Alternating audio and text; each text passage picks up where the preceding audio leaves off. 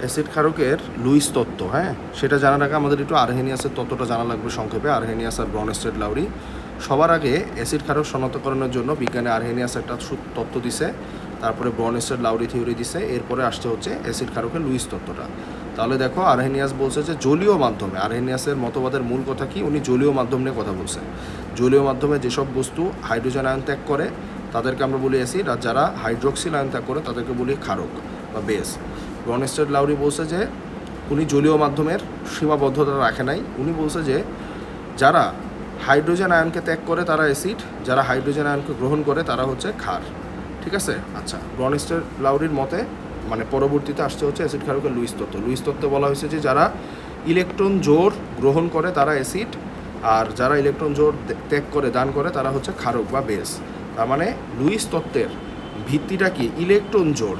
এখানে যেরকম ব্রনস্টেড লাউরির ভিত্তি হচ্ছে কি প্রোটন, আরহেনিয়াসে যেরকম হচ্ছে কি জলীয় মাধ্যম, আর এইখানে হচ্ছে লুইসে হচ্ছে মেন হচ্ছে ইলেকট্রন জোর। যদি রিসিভ করে তাহলে হচ্ছে কি অ্যাসিড, আর যদি দান করে তাহলে হচ্ছে বেস। খেয়াল করো, ব্রনস্টেড লাউরিতে বলা হচ্ছে যারা ত্যাগ করে তারা অ্যাসিড, আর লুইসে বলা হয়েছে যারা গ্রহণ করে তারা অ্যাসিড। তারপরে হচ্ছে ব্রনস্টেড লাউরিতে বলা হয়েছে যারা হাইড্রোজেন গ্রহণ করে তারা হচ্ছে বেস, যারা গ্রহণ করে বেস, আর এখানে বলা হয়েছে যারা কোনো কিছু ত্যাগ করে তারা হচ্ছে বেস। ওকে, ক্রস। আরও একটা জিনিস, আরহেনিয়াসের তত্ত্ব অনুযায়ী হাইড্রোজেন আয়ন যারা ত্যাগ করে তারা অ্যাসিড, ব্রনস্টেড লাউরির তত্ত্ব অনুযায়ীও হাইড্রোজেন আয়ন যারা ত্যাগ করে তারা অ্যাসিড। তার মানে এই জায়গাতে দুইজনই একমত, কিন্তু ক্ষারের ক্ষেত্রে আরহেনিয়াস আর ব্রনস্টেড লাউরি একমত না। আরহেনিয়াসের মতে যারা ওএইচ ত্যাগ করে তারাই শুধুমাত্র ক্ষার, আর লাউরির মতে, ব্রনস্টেড লাউরির মতে যারা হাইড্রোজেন আয়ন গ্রহণ করে তারা বেস। এখন একটা জিনিসের হাইড্রোক্সিল আয়ন ত্যাগ করতে হলে তার হাইড্রোক্সিল আয়ন অবশ্যই থাকা লাগবে, কিন্তু হাইড্রোজেন আয়ন গ্রহণ করতে গেলে কি হাইড্রোক্সিল আয়ন থাকা বাধ্যতামূলক? উত্তর হচ্ছে না। তার মানে ব্রনস্টেড লাউরির তথ্য অনুযায়ী হাইড্রোক্সিল আয়ন যদি কারো নাও থাকে তারপরেও সে হাইড্রোজেন আয়ন গ্রহণ করতে পারে বা প্রোটন গ্রহণ করতে সক্ষম হতে পারে। তার মানে ব্রনস্টেড লাউরিতে ক্ষারকের সংখ্যা বৃদ্ধিপ্রাপ্ত হয়েছে, এটা একটা কথা। এখন আসি লুইসে। তাহলে আমরা বুঝলাম লুইসে হচ্ছে ইলেকট্রন জোর ভিত্তিক একটা কনসেপ্ট অ্যাসিড ক্ষার শনাক্তকরণের।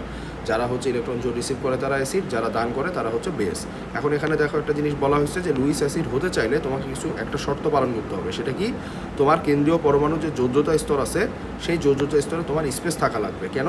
কারণ তুমি অ্যাসিড, আর অ্যাসিড বলতেছে তোমাকে গ্রহণ করতে হবে।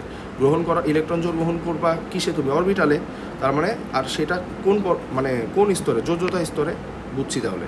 কারণ টিপসটা দেখো কি বলছে, যদি কেন্দ্রীয় পরমাণুর যৌগ অথবা আয়নের কেন্দ্রীয় পরমাণুটার অষ্টকটা যদি ইনকমপ্লিট থাকে, অক্টেটটা যদি ইনকমপ্লিট থাকে, তাহলে ইলেকট্রন জোরটা সে গ্রহণ করতে পারবে। আর যদি গ্রহণ করতে পারে তাহলে লুইস মতবাদ অনুযায়ী সে লুইস অ্যাসিড রূপে বিবেচিত হবে। বাস। এখন আসো, ক্যাটায়নিক লুইস অ্যাসিড হচ্ছে কি কপার। কারণ কপারের এই যে দেখো কপার 2+ আয়ন যেটা, সেটা কারণ ও ইলেকট্রন জোর কী করতে পারবে? গ্রহণ করতে পারবে। তার এরকম ফাঁকা জায়গা আছে যোজ্যতা স্তরে। লুইস অ্যাসিড ক্যাটায়নিক হতে পারে, চার্জযুক্ত হতে পারে, আবার চার্জহীনও হতে পারে। যেমন এই যে দেখো অধাতব অক্সাইড, সালফারের অক্সাইড, সালফার আবার দুইটা অক্সাইড, ডাইঅক্সাইড, ট্রাইঅক্সাইড, এরা কার্বনের অক্সাইড। হ্যাঁ, কার্বন ডাইঅক্সাইড কেমন কি একটা অ্যাসিড, কেমন অ্যাসিড? Luis acid. ওকে, আচ্ছা। তারপরে প্রশম লুইস অ্যাসিডের এক্সাম্পল দেখো, এই যে দেখো বোরন ট্রাইফ্লোরাইড, অ্যালকোহল ট্রাইক্লোরাইড এবং ফেরিক ক্লোরাইড। ঠিক আছে? এই বোরন কেন্দ্রীয় পরমাণু, অ্যালুমিনিয়াম কেন্দ্রীয় পরমাণু, আর একটা হচ্ছে এটার নাম কি আয়রন, এটা হচ্ছে কেন্দ্রীয় পরমাণু। তিনটা কেন্দ্রীয় পরমাণুরই যোজ্যতা স্তরের খালি জায়গা আছে। ওকে, এখন তো অ্যাসিডের দেখলে, এখন লুইস ক্ষারকের দেখো সংজ্ঞা উদাহরণ দেখো। লুইস ক্ষারক হচ্ছে যারা মুক্তজোর ইলেকট্রন দিতে পারবে। কেন্দ্রীয় পরমাণুতে মুক্তজোর ইলেকট্রন বিদ্যমান এরকম যে কোনো যৌগ বা আয়নকে আমরা কি বলবো? লুইস ক্ষারক বলবো। যেমন এই যে দেখো অ্যামোনিয়ার এই যে কেন্দ্রীয় পরমাণুতে নাইট্রোজেন, এখানে মুক্তজোর ইলেকট্রন আছে। পানির H2O, হ্যাঁ, পানির এই যে দেখো মুক্তজোর ইলেকট্রন আছে দুইটা, দেখছো? এই যে একটা, এই যে একটা। তার মানে এগুলা চাইলে কোথায় ফাঁকা জায়গায় দিতে পারবে, লুইস অ্যাসিডদেরকে দিতে পারবে। ওকে, লুইস মতবাদ অনুযায়ী কী বাড়ছে? অ্যাসিডের সংখ্যা বৃদ্ধি পাইছে। আর তার ঠিক আগে আসা মতবাদ ব্রনস্টেড লাউরিতে কি বৃদ্ধি পাইছে? বেজের সংখ্যা, ক্ষারকের সংখ্যা বৃদ্ধি পাইছে।